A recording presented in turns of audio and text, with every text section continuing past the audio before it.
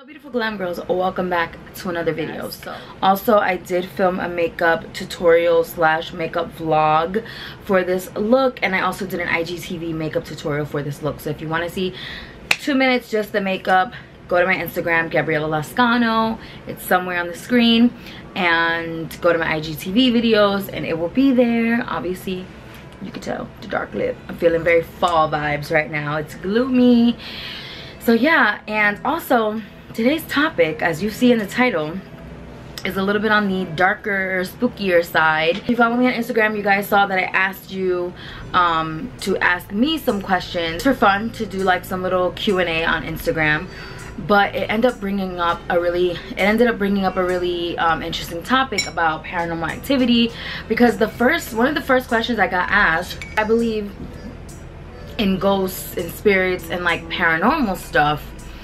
And I was like, this is such an interesting topic. I get asked this a lot, and I don't know why. There's something about being on YouTube that people just want to know this stuff. They ask you this stuff a lot. I never really talk about stuff like this because that's not my thing. Like, full disclosure, I don't like scary movies. I don't like scary things. I'm a big chicken. So that's never really been my thing.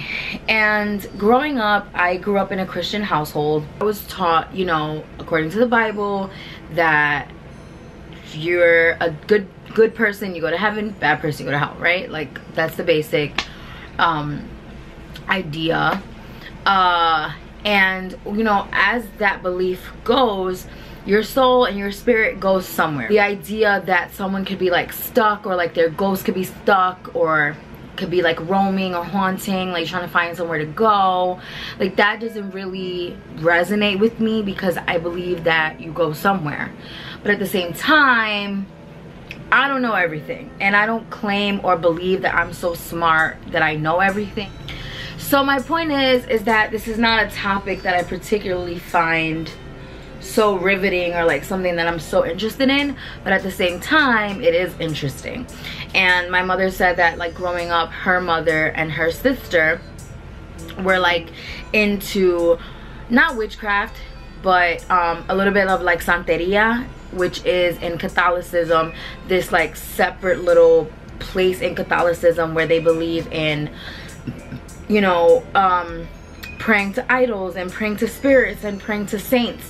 And they believe, I guess, in the power of spirits and stuff like that. I don't know a lot about Santeria, even though I am Puerto Rican. I don't know a lot about it. But my mother just always kind of scared me into like not believing in that stuff. And she always told me, like, you know, when they would go to see, you know, like the fortune tellers and the tarot card readers, I was always like, no, I'm not going. Like, I don't believe in that. I'm scared. When you're Latino, one of the things we say is like saca, saca, saca, saca. And that's kind of like a religious thing where it basically means get out, get out, get out. And it means like you're referring to like a priest exorcising something, like get out, get out, get out. So even though it's like a real thing, we say it as a joke. Like when there's something that you consider demonic around you, you say like saca, saca, saca. So like we say it as a joke. So she would always tell me when they would go see those tarot card readers, I would be like saca, saca, saca. Like, get, you know, I'm not dealing with that. Like, like I don't believe in that. Like, I'm scared of that stuff. So she kind of raised me with that belief, even though my grandmother and my aunt have a little bit more of that Santeria, real Catholicism based belief system. Like, they light candles, they make shrines to their loved ones. Like my grandmother, when my grandfather died, she did the whole thing where she had people come over. It's a Catholic tradition in the Latino community where when someone dies, you invite like all your friends and close family and everything to come pray for their spirit to make it to heaven, and like you pray for them to, you know, pass over properly. All that to say that I think if you're open to this kind of stuff, oh my god, why does the bird have to do this when I'm filming? The whole time that I'm not filming, I'm doing my makeup, the bird's not making noise. The moment I come out to film, the birds make noise. Every time. Oh my god. And if I get quiet, the moment I start talking, they go again. It's like they don't like my voice or something. Is that possible? That would be messed up. Or maybe it's like a demon bird and they know what I'm talking about. Anyway, so yeah, I say all that to say that I'm not someone who's been particularly open to this kind of stuff, and I believe that the more open you are, the more, just in general, if your mind is open, your spirit is open, your soul is open to different things, you're gonna receive that. Just like if you believe in positive energy, there's also negative energy, there's spiritual energy. Like, I believe in energy as well. Being that I'm an Aquarius, we're very like humanitarian, and we're very like connected to people and souls and energy. And so I've always been that kind of person that like believes in energy and spirituality and all that kind of stuff. So I always believe like the more you're open to those kinds of things, the more they can infiltrate your life. But I've never been really open to that stuff because I didn't want to play with the devil. I was like, nah, we're not playing those games. Like, you want to believe in the devil, you can believe in the devil, okay? You can do that. I'm not doing that. Like, no. So I haven't really been open to things. But this is where the story comes in. I have had a couple experiences. I know I've had more, but I can't quite remember. But the two that really stick out to me make me heebie-jeebie. Heebie-jeebie. Like, they just give me goosebumps. So, and they're both at like completely different times in my life. So the first one that I can remember, and I remember it so clearly in a sense, it was when I was about, I want to say like 6, maybe 6 or 7. I lived in a house with my aunt, the one who's into the Santeria. My mom and I lived with her because my mom and dad had separated, so we were living with her until my mom and I got our own place, right? So it was nice though, because I lived with my cousins and they were like my siblings, and that was just a really great time of my life. That's when I lived in Yonkers, so Yonkers is like my second hometown. Rough Riders, East Side. Let me stop. So nah, but I rep Yonkers hard, okay? Like, that's my hometown. Like, don't come at us. Anyway, so yeah, we lived in this house or whatever, and I remember from where our bed was, you could see the wall in the kitchen. And I remember waking up in the middle of the night and I heard voices. I feel like I'm gonna cry. Like, I don't like talking about this stuff because I feel like, I don't know, like it just gets me heebie-jeebies. Okay, so I remember waking up and seeing like the wall in the kitchen. So from where I was sleeping, you could see the wall in the kitchen, and there was like a table in the kitchen where everyone would sit and eat. And where I was looking, like at the wall, if somebody was sitting at the table and there was a light on them, or like the light was on at night, you'd see like a shadow on the wall. Mind you, it's like the middle of the night, no one's awake, and I'm hearing all these voices, but no one's awake. And it's just like, just a lot of noise. It wasn't just like, it was like men. It was like men talking over each other, like they were playing poker. That's what it sounded like. I know it's crazy because I was so young, but I remember thinking and knowing that they were like playing card games and like talking to each other. Because when I was a kid, remember, it was the 90s, we played cards a lot, me and my cousins. We played Uno all the time. We played gin, goldfish, like all those games, because back then we listened to music, you watched TV, you played card games, you played outside, you played hide and seek. Like, those were the things we did. So at that time, my cousins and I played a lot of card games. So I remember knowing specifically that they were playing card games. And on the shadow on the wall, it was a group of men sitting at the table playing cards. And I hear their voices and I see the shadow on the wall, and it's literally, I'm getting goosebumps. I know it's men because I see in the shadow like cowboy hats. Like, I'm telling you, I saw like cowboy ghosts. I know it sounds so stupid, and I don't know why I'm getting emotional, because it's not like it means something to me personally, but I think maybe it's like fear. Maybe where we lived was like a site, maybe it used to be like a bar or something. like in the 1900s, or like, you know what I'm saying? I'm just thinking all these things about maybe it was like an old brothel or something like that. And I don't remember exactly like any words that they were saying or what. I just remember seeing the shadows so clearly on the wall of like men like throwing cards and the cowboy hat, and even smelling like cigars or knowing that they were smoking cigars or something like that. I just remember like being stuck. Like I couldn't scream, I couldn't talk, I couldn't think, I couldn't do anything. I was just there looking like just stuck, which is one of the main things that it lets me know it's paranormal, because that is how I tend to react.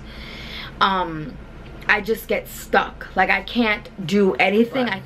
I want to know what you guys think. Like, do you think maybe I was seeing like the ghosts or spirits of maybe like cowboys who died there? Because this was Yonkers, like this is Yonkers, New York. It's very possible, like if you believe in that stuff, it's very possible that those were like cowboy ghosts. I mean, maybe they were stuck in that house. So the next experience was a little bit more of a positive kind of experience, and this one actually was last year. So like that's why I said it's so weird how they were like 20 years apart. So it was before I was getting married. Last year I got married in 2018, September 21st. My grandfather died 10 years ago this year. So, you know, last year was coming up on 10 years. And obviously he was at my sweet 16, and he was like my dad, you know, like he was the closest I had to a dad growing up. And I just love my grandfather so much. He was such a sweet, calming soul, and he was just everything to me, you know. My grandparents have been everything to me my whole life. So I think it was,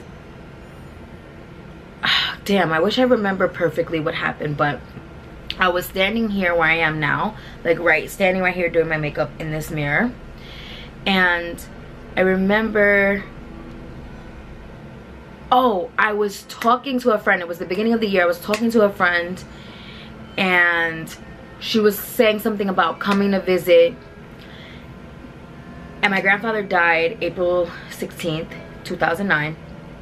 So this was like March of last year. My friend, she lives in Jersey, and she was talking about coming to visit, and she said something about, oh, I think I can come on April 16th. And immediately I thought about my grandfather and how it was the anniversary of his death, and how he's not going to be here for my wedding, and all these things started coming to me. And as I'm thinking this, I swear to God, I saw him in my apartment. So I was standing right here at the edge of the bed right here. When you're standing right here, you can see, like if I go like this, you guys see that's my front door right there. But there's another door to, yeah, this direction, that direction, no, this direction. That's a closet, and then there's my hallway to go down to my bathroom and my kitchen. So while I'm standing right here, I can see directly into that hallway.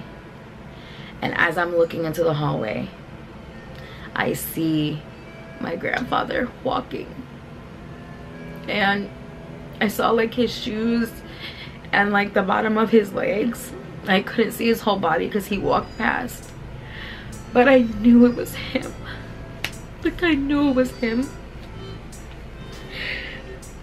Everything in me froze. Like I have goosebumps right now.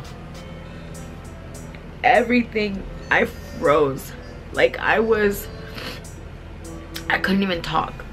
I couldn't even talk. Like, and it was so quick, you know?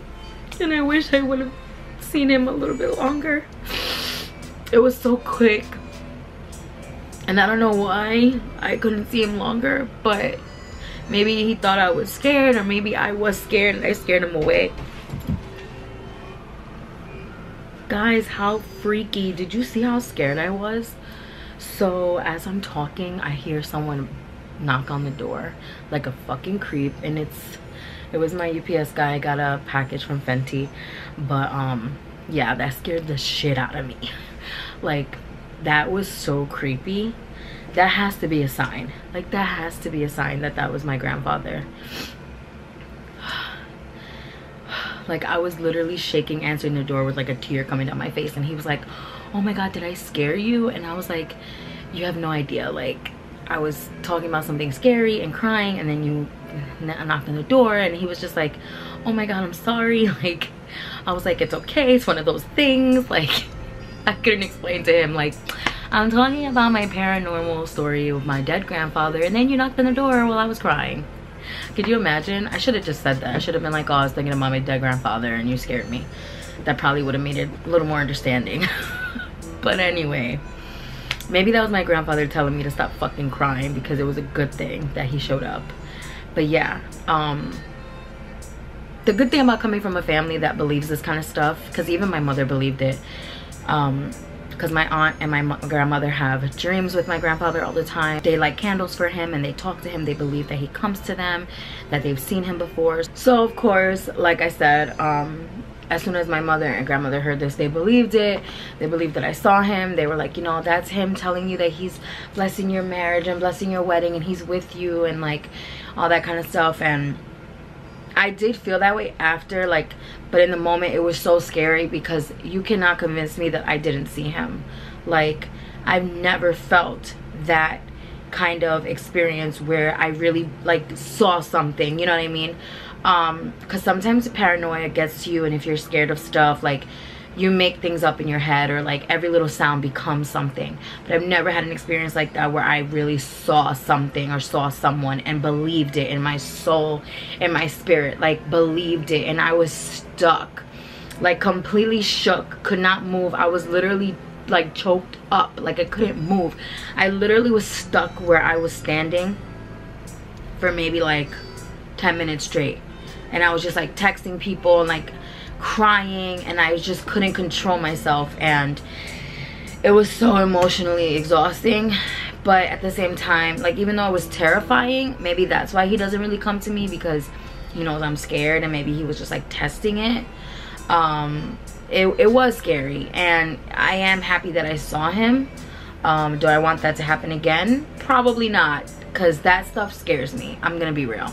But it did comfort me a lot, and it made me feel like I just made me feel good about my marriage and like going through with it, even though I didn't have like any doubts. But that just really solidified everything for me, because my husband and my grandfather are very similar people. Like, their birthdays are both in March, and my grandmother's always saying how much she loves my husband and how much he's a good man like my grandfather was. Like, there's parallels with them, and that just means a lot to me, because like I said, my grandfather was like my father, and like the only good man I had in my life until I met my husband, basically. So just knowing that he also felt like Antonio was a good man and he was kind of blessing everything just made me feel so good. And like, so overall, my experiences were not like the scariest ever, you know. Obviously, like I said, I don't open myself up to things that would really be scary. Like, I don't purposely put myself in situations, like I'm not gonna be playing with a Ouija board or stuff like that. I believe that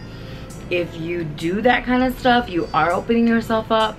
Like, there are certain people that make videos about paranormal stuff, and they're always like, I don't know why this happens to me, and it's like, but you bought a Ouija board, like you bought a haunted doll, like you're talking about doing things purposely to make these things happen, and then you're like, I don't know why this is happening. Like, either you're lying or you're crazy, because